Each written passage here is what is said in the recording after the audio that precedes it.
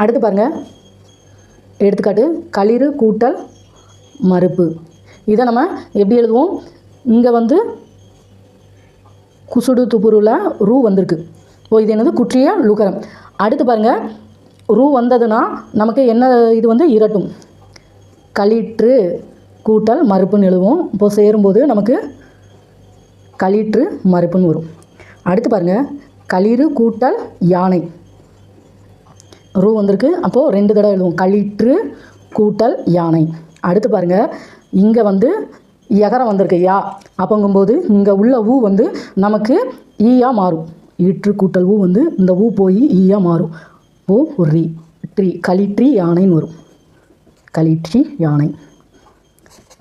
இங்கே வந்து வறுமொழியில் வந்து மானா வந்திருக்கு.